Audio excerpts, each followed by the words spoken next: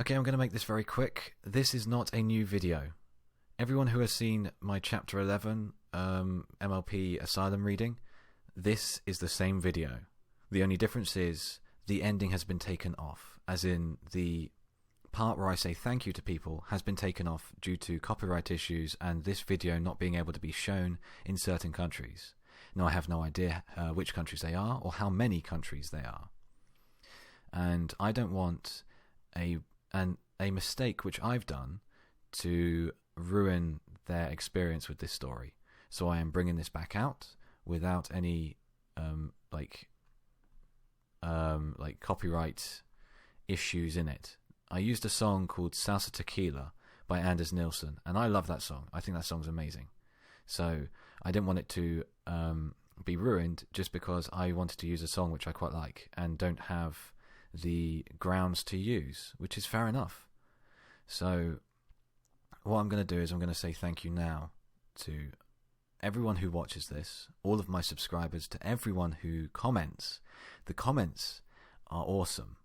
If I didn't have comments coming in, I wouldn't be doing this. It's that simple. And I love reading things that you send me. And I'd also like to say a massive thank you to Demon of Decay for writing such a suspenseful story, because it doesn't get much better than this. And yeah, I'm sorry to everyone who has had trouble watching Chapter 11. But here it is. You haven't missed anything. This is exactly the same video. So thank you all very much. Stay safe. And that was the aptly named Music to My Ears by Acoustic Mando Pony. Welcome back to FIM Radio, giving you the story you crave. Up next is what you've all been waiting for. Coley, bringing you Asylum Chapter 11.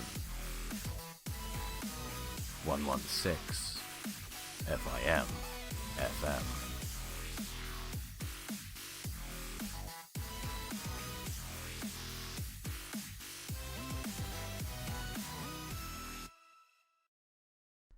Ah, Applejack, Twilight. It's good to see you both this morning, said Dr. Rose. His voice held an automatic cheerfulness as he repeated the same greeting that he used the last time they met. He favoured Twilight with a smile as he hurried out from behind his desk. And how are you feeling today? Twilight gazed around the expansive room, the memories of her previous meeting passing through her mind. Just fine, she answered flatly, her voice steady. She couldn't show any weaknesses. Not now. She had a job to do. Applejack coughed politely and took a step forward. The nurses told me she had a bit of a nightmare last night. They found her on the floor next to her bed this morning, but she didn't want to talk to them about it. She didn't hurt herself, though. Twilight glared at her in betrayal, but Applejack didn't notice. There was a moment's pause. And other than that, there's nothing out of the ordinary to report. Dr. Rose shifted his attention back to Twilight, who turned away from Applejack, hiding her expression of surprise. Is that true, Twilight? Did you have a bad dream last night? With his grey-flecked mane, kind eyes and slight frown, he was the embodiment of paternal concern. A feeling of calming reassurance radiated out of him like heat from a fireplace. Instead of a doctor, Twilight felt like she was addressing a family friend or beloved neighbour. Someone she could confide in. Someone she could trust. It was just an act. Nothing more than feigned interest and artificial sympathy. Like the rest of the staff, she could tell that his concern for her well-being was insincere. A part of the job. Nothing more. Still, as she stared into the deep blue eyes that rested behind his gold-rimmed spectacles, she could almost convince herself of his honesty. Their world was constructed upon lies. They can never be trusted. Her eyes flickered to Applejack. Well, maybe some of them can. But then, why did she tell him about all my dreams, but not about what I said in the hallway? What is she playing at? Briefly, Twilight considered denying that she even had any nightmares, but just as quickly rejected the idea. A blatant lie would only convince them that she was hiding something, and the last thing she needed was more attention. Inside, she laughed. I can't trust them, and they can't trust me. Her amusement vanished when she realized that both the doctors were still looking at her. Yes, I had a bad dream. Dr. Rose nodded before gesturing towards the high-backed chairs from before. All right. I'd like to talk to you about that, Twilight, if you don't mind. But first, why don't we all take a seat and get comfortable? Twilight caught Applejack's eye, but her expression was unreadable. If Applejack wasn't going to talk about what she said in the hallway, then she wasn't either. Applejack turned away from Twilight.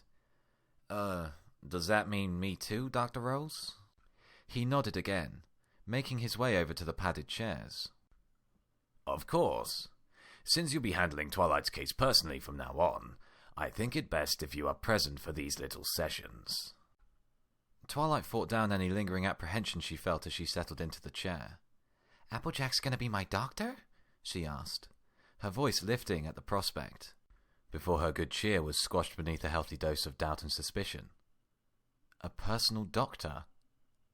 Why would they be giving her a personal doctor? What did that mean exactly? You've already been under Applejack's care for a while, but considering your current condition and the nature of your treatment, I thought it would be for the best if she took a more involved role in your therapy. What about my other patients? Asked Applejack, keeping her expression steady but unable to keep displeasure from leaking into her voice. We're already understaffed as it is. I can't just push all of my other patients off to someone else when... Dr. Rose cut her off with a raised hoof, the kindly father figure transforming instantly into a stern practitioner. Applejack, I know what you're going to say, and I won't be relocating all of your other patients. However, your schedule will be modified so that you'll have fewer duties and will have more of your time allocated to Twilight here. Her treatment requires observation to make sure everything is proceeding smoothly. Applejack opened her mouth to protest further, but Rose hardened his gaze. The decision is final, Applejack.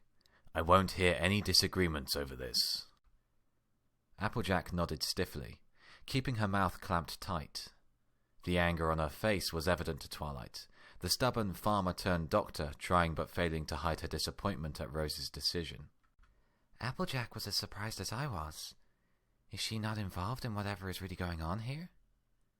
They could be trying to trick me, but Applejack isn't really that good of an actor. And she didn't tell the doctor anything. The edges of Twilight's mouth lifted slightly. I did get through to her, though. She's starting to doubt this world. I'm sure of it. There was a short stretch of silence as the three ponies made themselves comfortable, but Dr. Rose was quick to dispel it. Levitating a notebook and pen before him, he levelled a warm but serious look at the other unicorn. You said you were feeling okay, but what about physically? Yesterday you had a few rough patches. Does your head hurt? Is anything aching or sore? No, not really, Twilight answered honestly. My nose is still a bit tender, but that's about it. Otherwise I'm feeling just fine. The sound of pen scratching across paper echoed her words. She chuckled dryly. I ate as best I could. And how about your stomach? Have you been eating well? Even before she had finished, the doctor's pen was moving again. The sound of his quick note-taking was the only disturbance in the quiet gaps between her answer and the next question. When he had finished, he lifted his eyes up from the paper. Can you tell me about the dream you had? Adjusting how her legs were positioned as cover, Twilight tried to work out just how much she had to say to avoid suspicion, without giving anything away he could use against her. It was... I woke up back home. In Canterlot. I don't remember everything. But I remember there being lots of shadows that attacked me. And then I woke up. She coughed softly when she noticed Rose was still staring at her. I guess I just got scared of the dark and, being alone.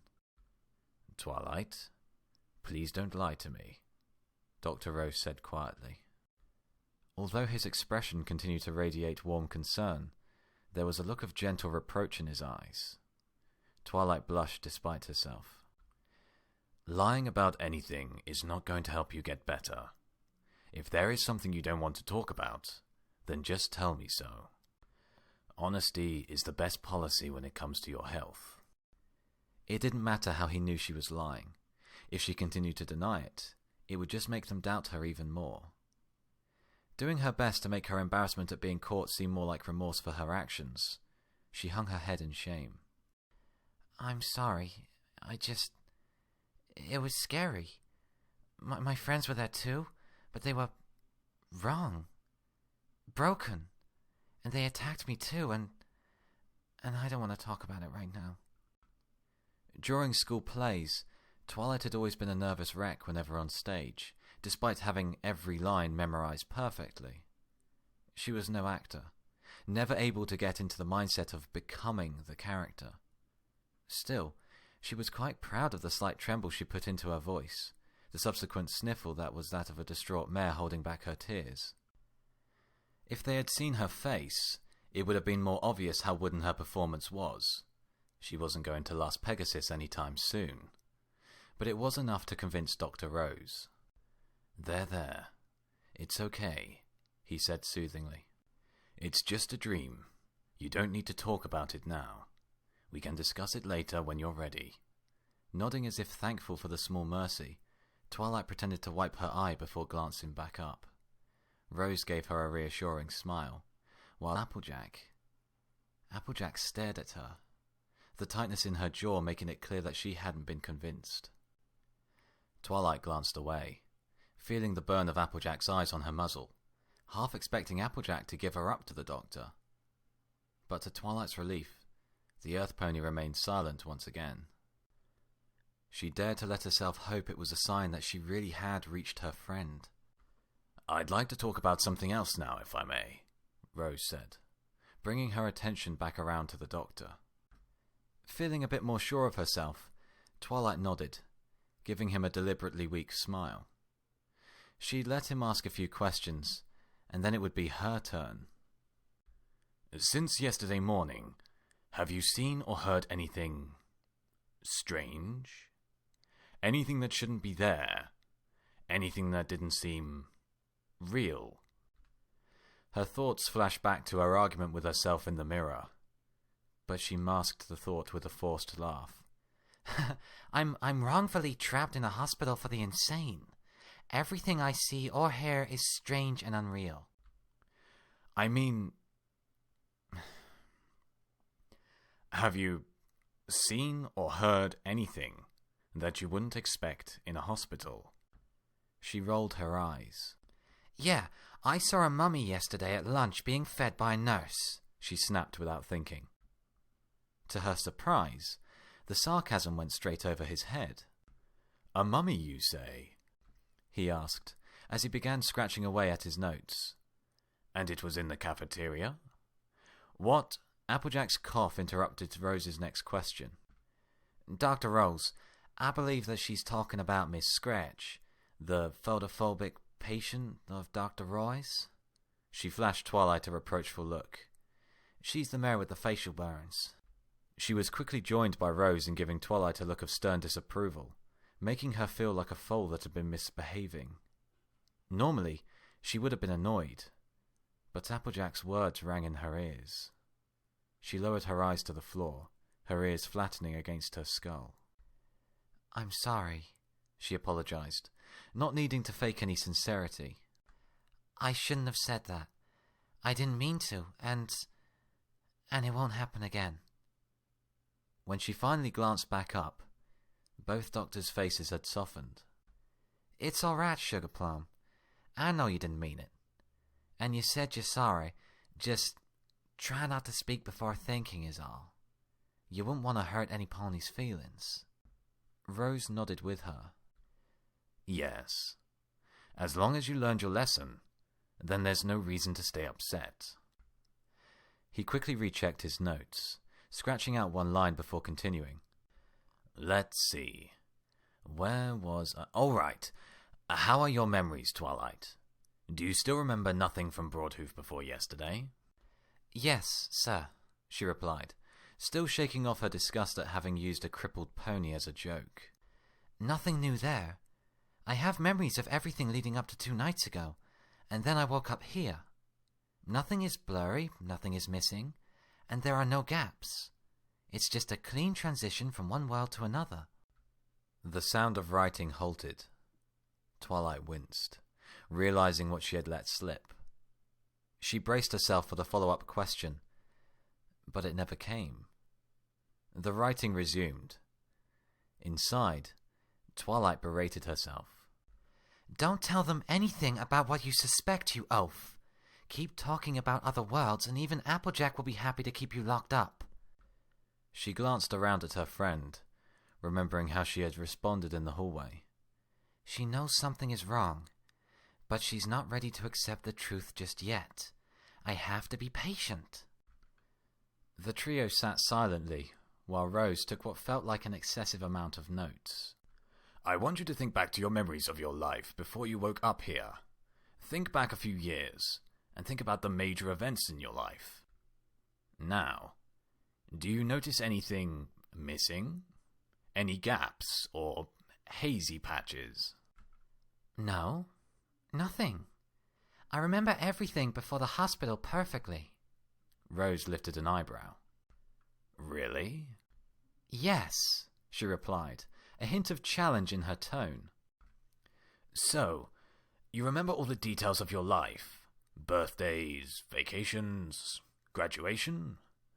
He checked his notes. Your brother's wedding? You remember all the details of those events perfectly. Twilight frowned at the stress that he put on the last word. Yes. Well, within reason, I mean. I'm not some kind of savant. I can't tell you how many panes of glass there are in Canterlot's castle's main hall from memory, she said with a laugh. Rose didn't smile. Twilight cleared her throat. But, yeah. I remember them pretty well. Who was there, what happened, how long it was, what we ate, you know, the usual stuff. Why don't you tell me about your brother's 10th birthday party? Inside, Twilight tried to discern just what Rose was up to, showing such a fascination with her personal history. Maybe he already has a version of it that I told him before, and now he just wants to compare the two? She glanced down at the notebook floating between them. Of course! He's trying to see if my story checks out. He wants to see if I'm lying, so he can use it against me. She inhaled sharply. But then, what version of the story does he have? The real version? Or the crazy version? You do remember your brother's 10th birthday party, don't you? Of course I do, she snapped irritably. She took another deep breath. The logical choice was to tell them the real memory. The odds of making up a convincing memory that matched up with a hypothetical false account were astronomical. Taking some comfort from her rational decision, Twilight straightened up in her seat and adopted a pose of relaxed confidence. Her memories were real. It didn't bother her if the doctor's notes didn't match up with reality. It took a lot longer than she anticipated to retell the day's events from memory, almost entirely due to Dr. Rose's constant interruptions. Every few seconds he would ask her to focus on certain inconsequential details. How many guests there were, the number of presents, when the party started, and the flavour of cake were all brought up by Rose. Twice he asked Twilight the same question at different times, trying to trip her up by seeing if the story changed. It was a police interrogation in comfy chairs. And by the end of it, she was exhausted. Exhausted, but unbowed. She didn't need to worry about his transparent tactics because the details had remained the same. After all, she was just recalling it from memory. Once she had finished, Dr. Rose took another minute to read back over his notes. Well, Twilight, he said eventually, this memory of yours must be quite vivid. Very detailed. Very consistent. He glanced over the rim of his glasses. And you don't notice anything hazy about the celebration? Twilight grinned. Nope. Well, I don't remember everything, of course, but I remember all the essentials just perfectly. Rose lowered his gaze back to his notes, but Twilight's smile vanished. There had been something in his eyes, hidden beneath the mask of professional detachment. Amusement? Satisfaction? Pride? Why would he feel any of that? How could you possibly remember all of that? Applejack blurted out, her first words in almost half an hour. The sheepish expression on her face as she turned to look at Rose made it clear she was worried about overstepping her bounds, but the older doctor just stared back neutrally. Taking his silence as permission to continue, she returned her attention to Twilight. What I mean to say, Twilight, is that memory is supposed to be from almost a decade ago. You were a little foal at the time, too. So, how can you remember just how many presents your brother got, and the flavor of the cake, and what time the party ended? Twilight frowned. I just do. Why is that important? I just do. Why is that important? Do you remember the day before the party as well? Applejack pressed. Well, no. I remember getting my mane cut and picking out a new dress with Mom, and... Twilight gulped, struggling to remember more so that she didn't lose any ground with her friend. And we had lunch downtown, but Her voice trailed away as she glanced over at Applejack. That's all I can remember, she admitted. To her confusion, Applejack looked pleased at her revelation. Well, no pony has a perfect memory. Not understanding, Twilight looked from one doctor to another, looking for clarification, but her questioning glances only made both physicians' knowing expressions grow.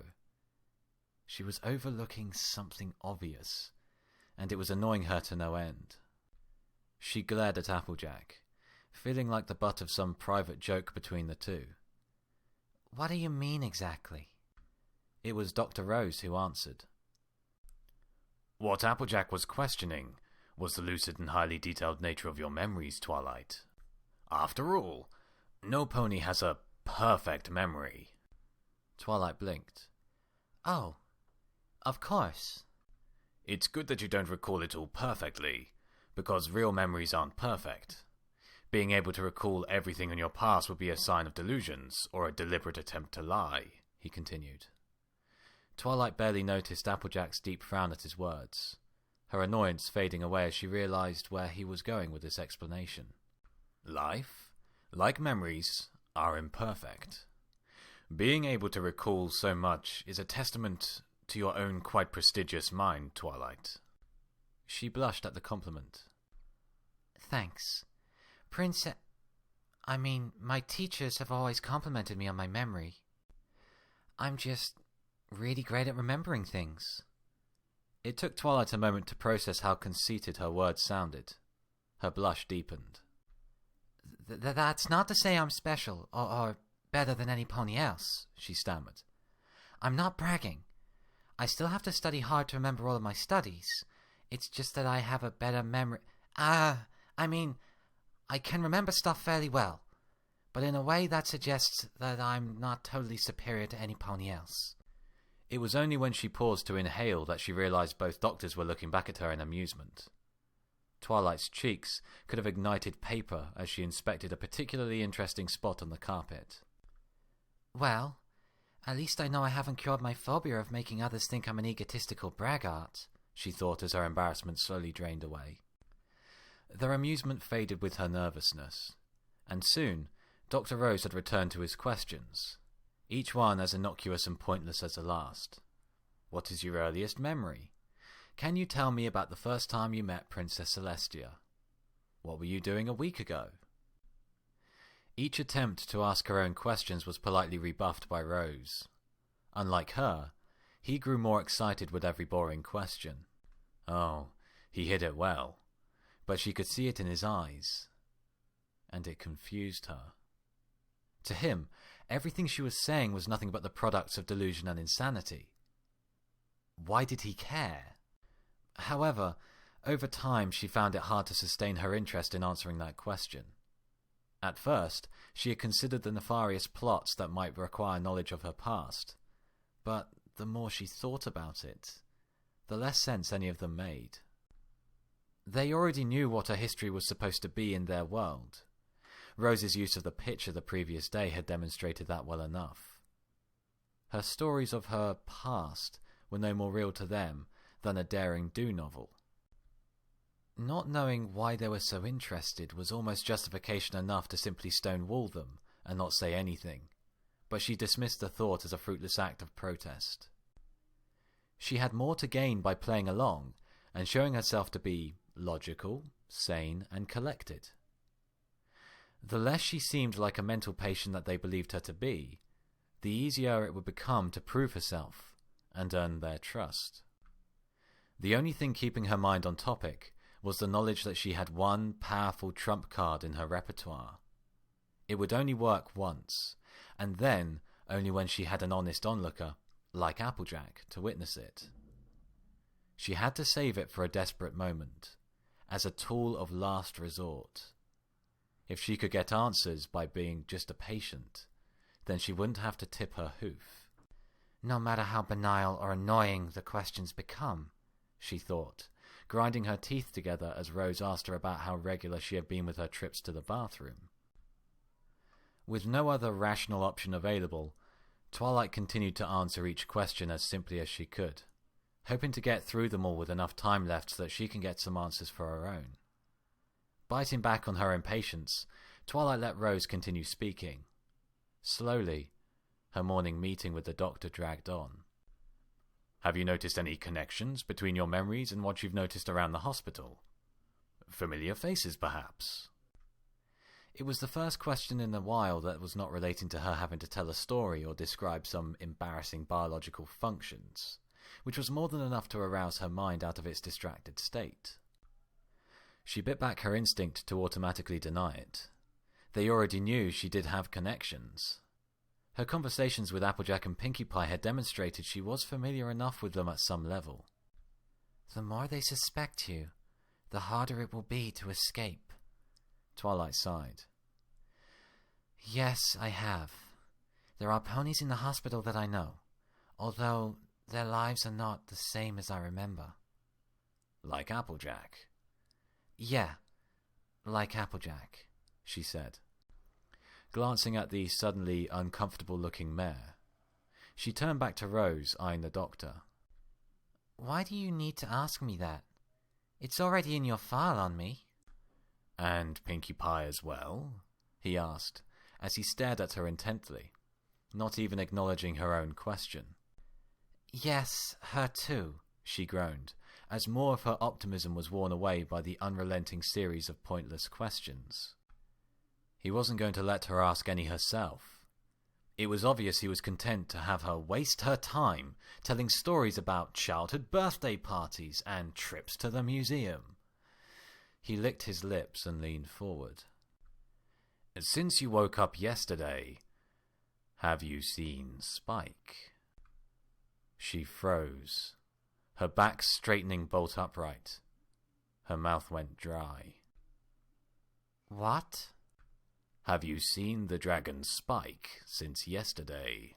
He repeated himself, the sharper edge to his question betraying a desire his tone of professional calm couldn't hide. How do you know about Spike? She whispered. You used to talk about Spike. You said he was your pet dragon, given to you by Princess Celestia. He was hatched from an egg and was... He flipped back a dozen pages through his notes. Purple and green, walked on 2 legs and was about the size of a young foal. He glanced up. So, have you seen him since yesterday? You used to talk about Spike. You said he was your pet dragon, given to you by Princess Celestia. He was hatched from an egg and was... He flipped back a dozen pages through his notes. Purple and green, walked on 2 legs and was about the size of a young foal. He glanced up. So, have you seen him since yesterday? No, I haven't seen him, Twilight shouted as she leapt out of her seat. What happened to him? Where is he? What have you done to him? The young mare's face was contorted with concerned fury, a mother bear whose cub was missing. 1,000 terrible possibilities passed through her mind, her fear and anger mixing together into a volatile cocktail that was primed to explode. She barely noticed Applejack leap to her hooves, the earth pony taking a few steps forward so that she could impose herself between Twilight and the stallion she was staring daggers at, but he simply gestured for both of them to stay still. Twilight, sit down, he commanded. His voice was firm but scholarly. A truncheon wrapped in a tweed jacket. He continued to hold Applejack back with a raised foreleg as he met Twilight's stare evenly. Twilight, sit down. Narrowing her eyes, Twilight slowly complied. Where is he? She asked, her low voice as dangerous and as threatening as she could make it. It didn't matter that she was outnumbered, outsized, and out of her league. If they hurt a single scale on his head, I'll... We didn't do anything to Spike, because Spike isn't real. The words brought Twilight's furious thoughts to a screeching halt. Her eyelids continued to tighten as she glared defiantly at them. What do you mean he isn't real? How would you know about Spike if he didn't exist? I swear, if you did anything to him... Spike is a delusion of yours, Dr. Rose said, keeping his voice smooth and patient. I know about Spike because you've talked about him in the past. That's not true, she growled, breathing rapidly. Twilight, I've had a number of conversations with you over the years where you assured me that Spike was in the room with us. You described him at great length to myself and others. In fact, many times you were dictating your own notes and letters to him. Stop this, she hissed, her eyes darting around the room as she pulled back further into her chair. Stop hurting me like this. Spike is real, she reminded herself, repeating the phrase constantly. A maelstrom of emotions surging around within her breast. Anger and loss and fear and doubt swirling together. Twilight sniffled as she fought back her tears, unwilling to give in. She wasn't going to surrender to her emotions, like she had yesterday. Instead, she focused on her convictions. She focused on the truth. She focused on her mantra. Spike is real. Spike is real. Spike is real. We're not trying to hurt you, Twilight, but I need to confirm what you said. That you haven't seen Spike since you woke up. Is that true? Again, she caught a glimpse of the hunger within his voice, a subtle undercurrent to the normal tones of paternal calm. He was excited at the prospect of Spike being absent. It was a mystery as to why, but at that moment, she wanted nothing more than to tell him he was wrong, and that she had seen Spike, just to spite him. She glanced at Applejack, who was trying to look as non-threatening as possible while still poised to leap to Rose's defense. That they could even seriously think that Twilight was any kind of threat to a stallion almost twice her mass was absurd. It would have been comical if she weren't struggling to keep herself calm. Focus on her. Focus on Applejack, her mind spoke calmly. But her emotions were still loud enough to drown out the emotional cacophony clamoring for her attention. You need to convince Applejack that you're not crazy. You can't risk reinforcing her beliefs in your supposed schizophrenia just because it's not what he wants to hear. That's not logical. You're better than that. Focus on Applejack. Focus on your friend. Despite the necessity, it was still difficult to actually admit that she hadn't seen him.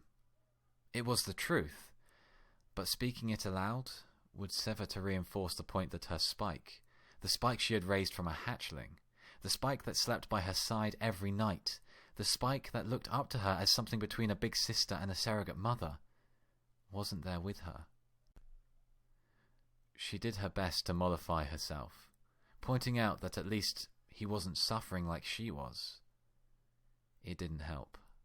Yes, I haven't seen Spike since I woke up, Twilight said grudgingly, the words tasting sour as she spat them out. Her mood only darkened when Rose gave her a broad smile of victory, unable to hide his excitement any longer. Oh, how she wished that she could have had her horn unsheathed right then. Just one spell. That's all she needed. "That is excellent news! Truly, truly excellent," he declared with an exuberance of a stallion half his age. The mask of professional calm had been discarded. His honest emotions were bared. A broad, exulting grin full of youthful excitement. He turned his smile on Applejack. "What did I tell you? The treatment is working perfectly. We've eliminated a major visual and auditory hallucination." Applejack's response was much more subdued. Well, it seems so, but it's only been 1 day, Dr. Rose, she said. She softened the dose of reality with a gentle smile. Isn't it a little early to be celebrating? Yes, you are absolutely right, Applejack, he admitted, his placid doctor persona quickly returning to the fore as he let his elation fade. Still, he couldn't keep from giving Applejack a cheeky smirk. But it is pretty exciting. If her condition doesn't regress, then what we've done so far is poised to revolutionize the whole field. And without surgery. Twilight's eyes narrowed. I'm sorry, but what are you two talking about? She snapped, leveling her best angry schoolteacher glare at them. Applejack looked momentarily startled, but to Twilight's disappointment, Rose recovered smoothly, giving her a reassuring grin as he slipped back into his wise doctor role. We're talking about your treatment, Twilight, and how pleased we are with the results.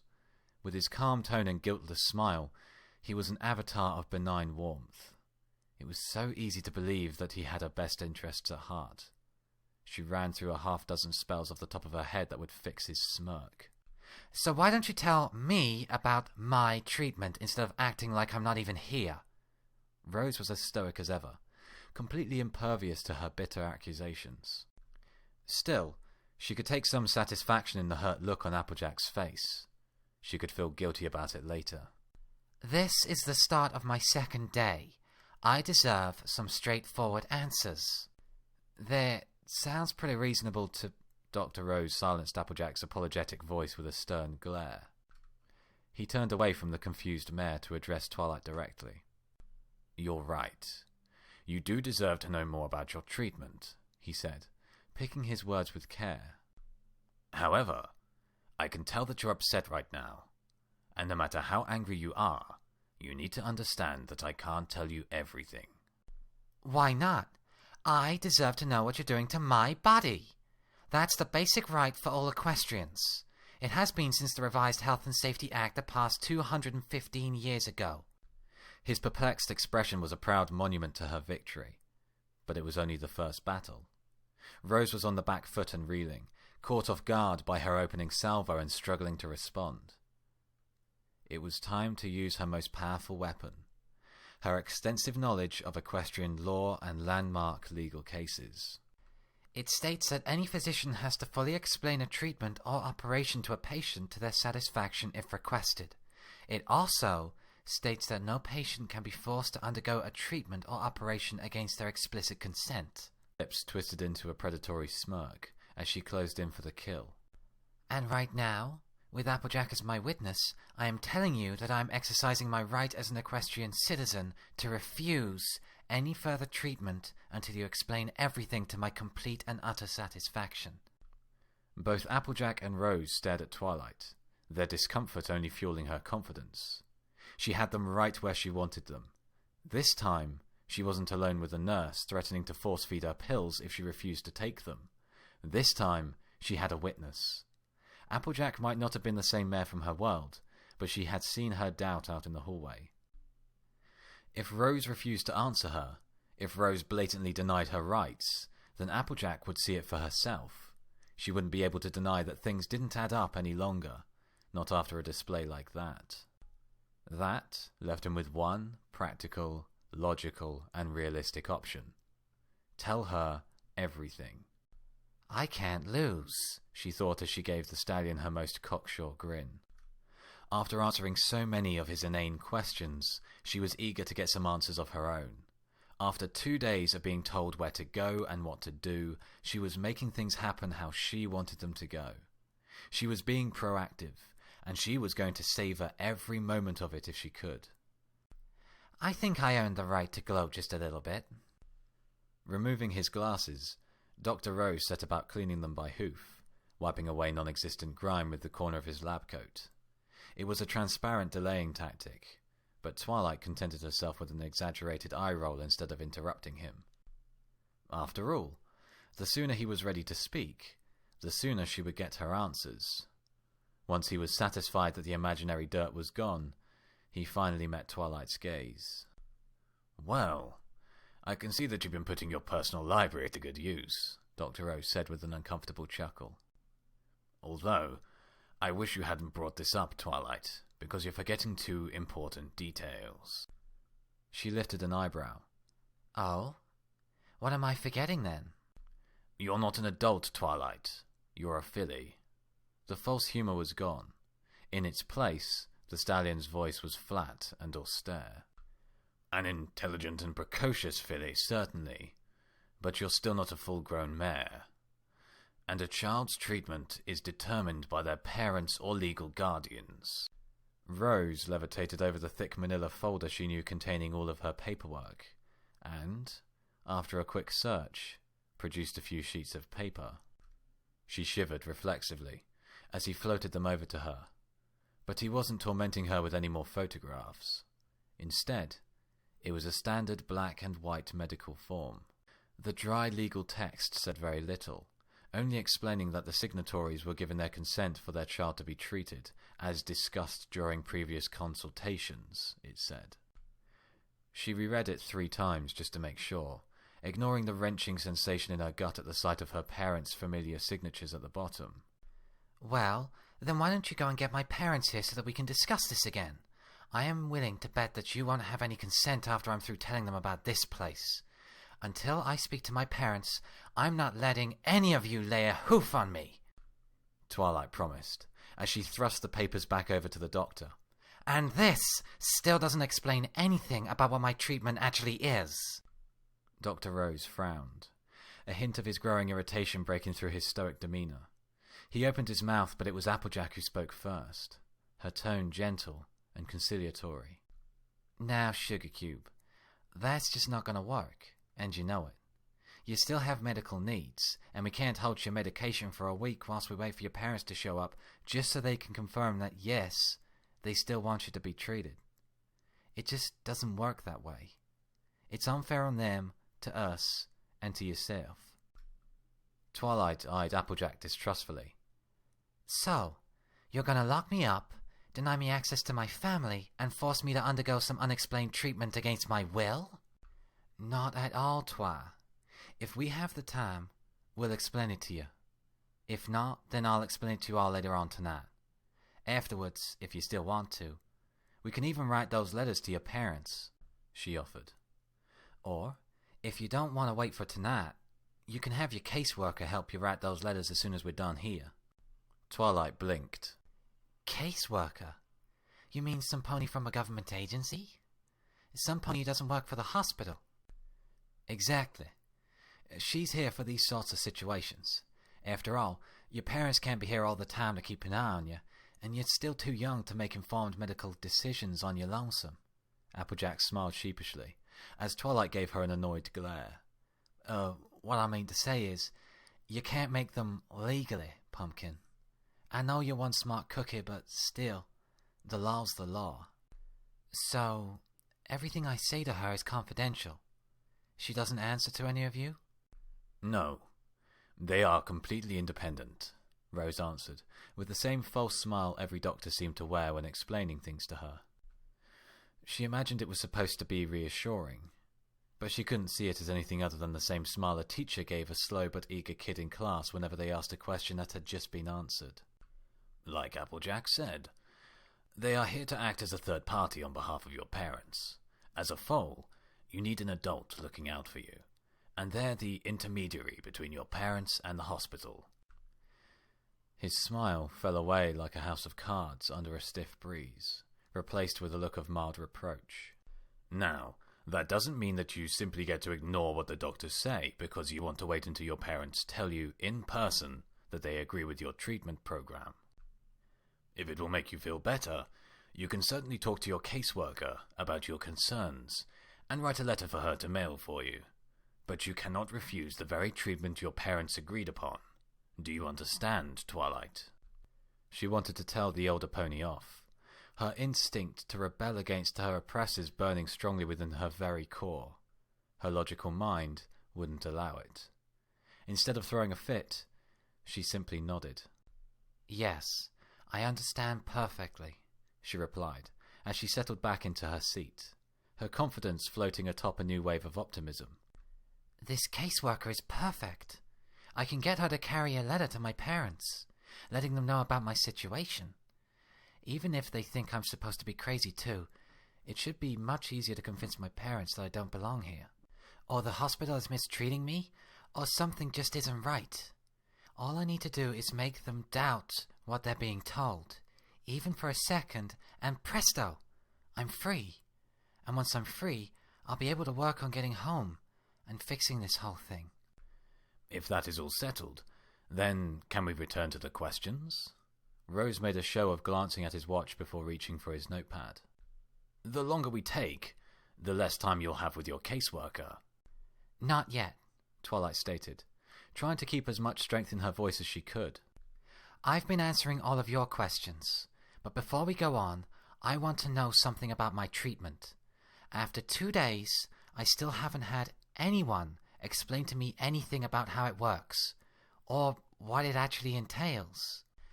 It is still my right as a patient to know what you are doing to me. So please, can you tell me what my treatment actually is? Well, it's very technical. I'm a smart filly, Rose. Just try me. Rose adjusted his glasses.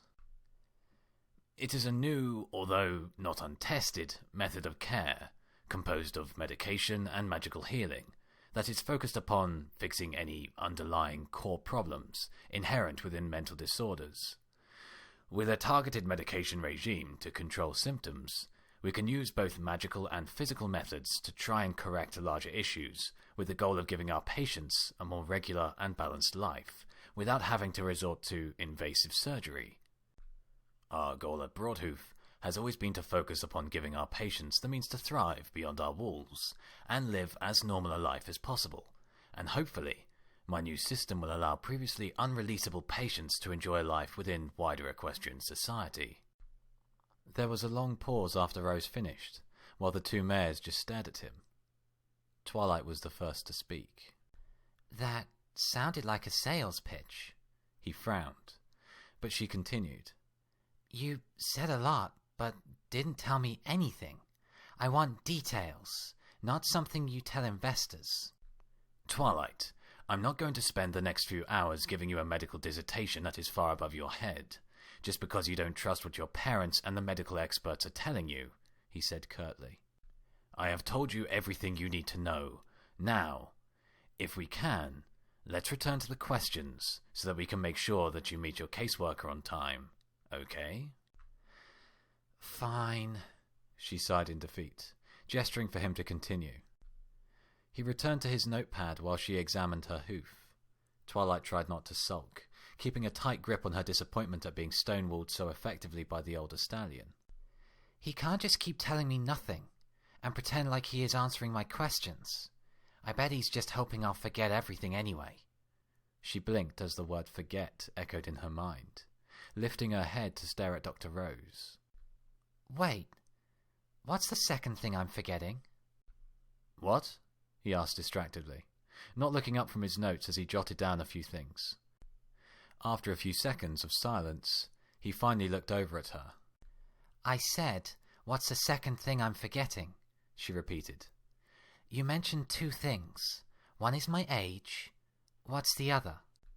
Oh, it's nothing, he said dismissively. No need to bring it up, now that everyone is back to the matter at Hoof. but I would like to know what it was, regardless. It's not important, said Rose, putting a little bit more emphasis behind his words. Doctor, please, just tell me, she pleaded. Every pony here has kept telling me how it would be in my best interests if I were to trust you. But how can I trust you if you are going to hide what you were just about to say?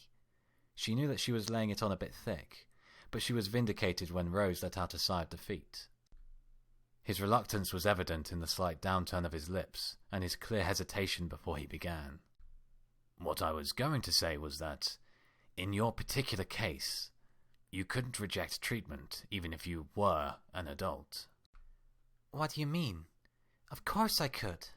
You can't keep me in a hospital against my will. That would be illegal, she argued. Twilight, not all of our patients are here voluntarily, he said with care, as he glanced at Applejack, her eyes widening in unspoken understanding before she turned to watch Twilight with a look somewhere between regret and pity. Twilight felt on edge as she glanced back at Rose. Some ponies aren't allowed to leave just because they want to. It's not illegal. Far from it. They're here for a reason. In fact, it would be illegal to let them leave, because they're a danger to themselves and others. Well, sure. I mean, you're not going to let some violent criminal psychopath leave just because he wanted to. Can you imagine an arsonist being let out just because he asked nicely? She laughed at the mental image. But I don't see how that applies to... Twilight faltered when she realized she was the only one laughing.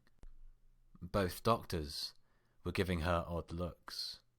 Their eyes were filled with reluctant expectation, like they were waiting for something they didn't want to happen. My situation, she finished lamely, as she glanced from one doctor to another. The last few seconds replayed themselves in her mind. Twilight blinked. No. Applejack took a step forward, her eyes flitting over her face, as if searching for something. Now, Twilight, no, she repeated, shaking her head. No, no, no, no! Twilight, I said no, she snapped, glaring at them both. You are not going to tell me that now I'm supposed to be a violent criminal as well as being crazy. So no. Just no. I don't care what you're going to say. My only response is no. Twilight, you were only a foal at the time, Rose began, but she cut him off. And evidently I'm still just a foal. And the idea that I, as a foal, somehow did anything bad enough to warrant not being able to legally leave this place is ludicrous. Twilight took a deep breath, as if to continue, ready to give voice to the jumble of protests in her head, all shouting about how insane the very notion was. Instead, she just let the air back out in a long, irritated hiss. She slumped down in her seat. Sweet Celestia, it's not enough that every pony thinks I'm insane. Oh no, now I'm insane and dangerous, she muttered, rubbing her temple with a hoof. She felt a headache coming on. Applejack looked to Rose for permission before moving over to Twilight's side. Twilight, I know this is a bit of a shock, what with your memory loss and all, but if you don't want to talk about it, I understand. No, I do want to talk about it, she said as she straightened back up. But not now. We, she gestured between herself and Applejack, are going to talk about this later. But all I want to do right now is finish up with the questions, so I can go talk with this caseworker and send a letter to my family. The sooner that happens, the better. Crossing her arms, she stared at Rose. All right, Doctor. Let's get this over with. Ask away.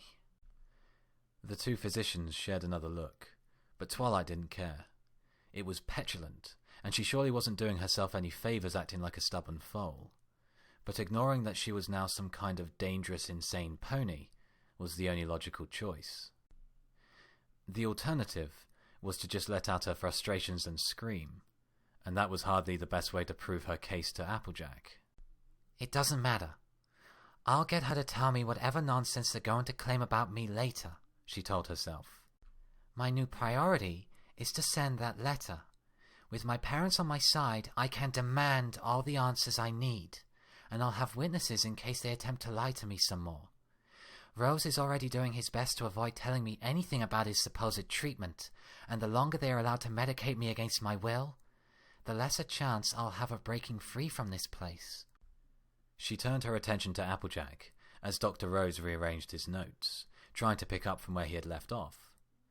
The former farm pony seemed a bit more taken aback by the whole episode, although, unlike Rose, she seemed more confused and uncertain. I need to remain focused on convincing Applejack that what they are saying about me is nonsense. If she believes that I am a schizophrenic psychopath, then the more I show her that I'm a regular pony, the more she'll question what she's being told. Twilight knew that getting Applejack to believe that she wasn't from this world, or that reality itself had been changed, would be a challenge. But convincing her that I don't have any kind of mental illness as they claim, that is doable. That is a reasonable, logical, and practical goal. And that is the start of my liberation from this green and white prison. All right then, Twilight. I just have a few more questions about Spike. Is it okay if we can talk about him? Rose asked, his voice calm and conciliatory. Yes, of course, she replied, doing her best to hold back her own emotions as well. She would show Applejack that she was a rational and intelligent pony, and not the nutcase the paperwork said she was.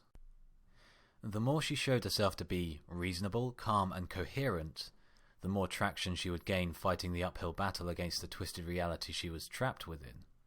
She could do this. She was in control. She didn't even blink when Rose resumed his questions. So, do you remember the last time that you happened to see Spike?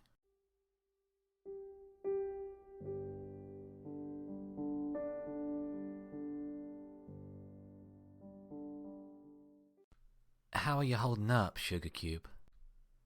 Twilight turned her head, unsurprised to see Applejack giving her a concerned look.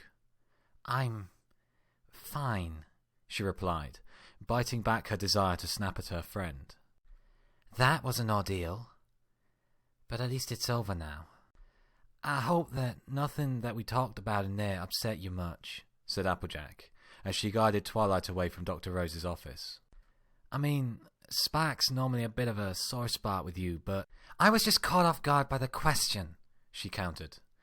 If the treatment is supposed to have left me without any memories of my life in this hospital, being surprised by a question about a close friend and being told they aren't real is certainly going to get any pony riled up. She gave her friend a grim smile. Just put yourself in my shoes. What if you woke up tomorrow and you were told that you had never left the farm, never became a doctor, and you had just been bucking apples all your life? Applejack gave Twilight a weak smile. Sometimes I think I'd be a happier mare if I were still working on the farm. She halted and lifted a placid hoof at Twilight's glare. Oh, I know what you mean, darling. You're dealing with a situation that I wouldn't wish upon any pony. Reaching out, she patted Twilight's shoulder. And for what it's worth, I think you're holding up real well. I know you have your concerns about your treatment and all, but I can tell that you've made some real progress already. If y'all just give it time, I know you'll be pleased with the results. The two resumed walking in silence as Twilight mulled over how to respond. They passed down another hallway before she finally spoke. Applejack, about what I told you before we met Dr. Rose. Twilight? Applejack growled in warning. It was Twilight's turn to hold up a warding hoof. I'm not going to ask you to take off my magical silencer, so please, just hear me out. She waited for Applejack to nod before continuing. Look, I know you think I'm supposed to be some sick pony. And we both know that I don't believe a word of it. And I'm not just going to sit here and delay things, trying to convince you that I'm all right and that all of this isn't supposed to be how it's supposed to be. But you and I both know that something just doesn't add up here. Twilight, I really don't, Applejack began. But Twilight continued, speaking quickly but keeping her tone even. Please, just think about what you know about me from your memories. and how I should act based upon what my file says, and then ask yourself if my behavior fits. Am I acting like a schizophrenic and obsessive pony? If you will promise me that you will honestly think about it, I will never, ever ask you about taking off my silencer again. Deal? Twilight could see the conflict swelling about behind Applejack's eyes as she evaluated her choices. It was an innocuous request with the promise of never asking her to break regulations, but it also meant she was acknowledging, even for a moment, that a patient's delusions might have some merit. Twilight kept her face calm, even as her insides twisted about. Please, Applejack, you're the element of harmony, and you're one of my closest friends in all of Equestria. If any pony could tell that something isn't right, it's you. Her heart plummeted as she saw the corners of Applejack's mouth tighten up, a surge of disappointment coursing through her veins. She's gonna say no. She's gonna turn me down and keep thinking that I'm a crazy pony. All right, Twilight, I'll think about it. If I can't even get Applejack to consider... Twilight coughed, her eyes widening in surprise. You what? Applejack eyed her with a look of faint concern. I said I'd think about it, she repeated, but the end of her sentence was lost in a gasp as Twilight pulled her into a desperately tight hug. Oh, thank you, thank you, thank you, thank you, she cried out, nuzzling her friend's cheek and ignoring her cry of indignation. Relief bubbled up within her, making her feel like she was floating on air. Okay, that's enough, Applejack declared as she pried Twilight's forelegs from around her neck with a gentle but firm pressure. The mare blushed faintly. Look, I ain't promising nothing, but I'll think about it. You understand? Twilight bobbed her head eagerly. Before she could say anything, Applejack continued. However, you're going to promise me something in return. Twilight's smile fractured. What? You're going to promise me that if I do this for you, you're not going to try and pull anything like you did back in Dr. Rose's office. You're not going to try to stop taking your medication or do anything foolish like that. You're going to go to therapy, engage with the staff, and not be any kind of troublemaker. You hear? She stated, her voice filled with a maternal strength that made Twilight sympathize with Applebloom. She gave Twilight a level stare. If you can act like a grown mare and do that for me, then you have my word. Deal? Twilight stared at Applejack's proffered hoof. Just say yes, she told herself. It doesn't matter if you really are going to do it. Your goal is to get back home. And if you have to lie to do it, then so be it. It was a practical and realistic point she had to concede, but when she looked into her friend's honest face, she couldn't help but hold herself back. She wasn't a liar. Could she betray her friend like that? Even in so small a way for the greater good? Was honesty a necessary sacrifice? Okay, Applejack, I promise, Twilight said, taking Applejack's hoof in her own and shaking it vigorously, hoping to hide her deception behind a mask of earnest agreement. There was a moment's hesitation in her friend's eyes, betraying something of her suspicions, but the mare said nothing. So, where is this caseworker I'm supposed to be meeting with? She asked after releasing her grip, hoping to divert the conversation to a different topic. Just ahead. Applejack turned back and trotted off. Twilight hesitated for a heartbeat before following. She should be waiting for you. She handles more than one pony, of course, but we wanted to make sure that you get in right away to meet with her. The government has taken a particular interest in your situation, with all of your treatment and all. It's still relatively new, and like everything, they want to make sure that your rights and needs are being taken care of. She should be waiting for you.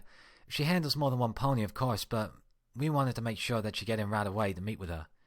The government has taken a particular interest in your situation, what with your treatment and all. It's still relatively new, and like with anything, they want to make sure that your rights and needs are being taken care of. They're interested in my situation? Why? Well, it's partly to do with your, history, Applejack explained, deliberately not looking at Twilight. Oh, so it has to do with me being dangerous too, she realized, frowning. And the other part? Well, it's the political side of things. Right now there are plenty of ponies that want to ban some of the more invasive treatments, Applejack explained, sounding unsure of herself. No, not unsure. Conflicted. Dr. Rose's system offers a real chance to revolutionize how we treat certain conditions without having to resort to surgery. But it's still relatively new, so plenty of doctors aren't convinced yet. But I thought this wasn't untested. Isn't that what Dr. Rose said? Twilight stated, a hint of worry worming its way into her voice. Please don't tell me I'm some sort of guinea pig. But I thought this wasn't untested. Isn't that what Dr. Rose said? Twilight stated, a hint of worry worming its way into her voice. Please don't tell me I'm some sort of guinea pig. Oh no, not at all, Sugar Plum. The doctor gave Twilight her best reassuring grin. It's not untested, but it's still new. And there are plenty of doctors out there who aren't going to change their ways just because of some clinical tests. They're stuck in the mud, used to doing things the way that they were taught. It was Applejack's turn to frown. I had plenty of professors like them back in school. There are too many who are just afraid of anything that ain't just like how they learned it back in their own university days. So, this isn't an untested treatment then? Said Twilight with a small measure of relief. It's just new is all. But why does that make anyone interested in my case specifically? You'll have to ask some pony else for all the details there, hon. After all, you're not the only pony being treated. So, I don't know why Rose is giving you some special treatment. Applejack finally glanced back over at Twilight, giving her a playful smirk. Maybe it's just because you're the cutest little filly in the hospital, she teased. Shoot, maybe you remind him of one of his own granddaughters. Twilight rolled her eyes, but laughed despite herself. She was about to respond when Applejack came to a halt in front of one of the doors marked, Visiting, Consultation Room. She lifted her hoof to the handle, but stopped to give Twilight another measured glance. Nah, I want you to be on your best behavior, you understand? She ain't gonna take off your silencer or any of that nonsense. Applejack's gaze was firm, emphasizing her point. A reminder of Twilight's earlier promise was there, but unspoken. But other than that, she's here to listen to any problems that you might have. Feel free to talk to her about anything else, and don't be put off by her mannerisms. Her heart's in the right place, even if she does seem a bit haughty at times. She grinned at some personal joke. Now, I'll introduce you to, since you probably won't remember her any, but I'll be back in half an hour to pick you up. Alright? Wait, you know my caseworker? Twilight asked, confused at the sudden display of familiarity. Sure thing, Sugar Cube. We grew up in Ponyville together. Before Twilight could ask any more questions, she pushed open the door, guiding Twilight inside. A white unicorn with an elegant purple mane stood up from her seat, the table before her holding a few folders and stacks of paper. Sure thing, Sugar Cube. We grew up in Ponyville together. Sure thing, Sugar Cube. We grew up in Ponyville together. Sure thing, Sugar Cube. We grew up in Ponyville together. Before Twilight could ask any more questions, she pushed open the door, guiding Twilight inside. A white unicorn with an elegant purple mane stood up from her seat, the table before her holding a few folders and stacks of paper.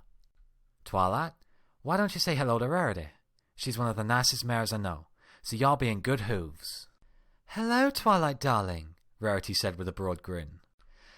I know that you might not remember me, but I just want you to know that I'm here to help you out to the very best of my abilities, and I sincerely hope that you and I can become good friends again. Eventually, Twilight managed to close her mouth, nodding dumbly as the door closed behind her.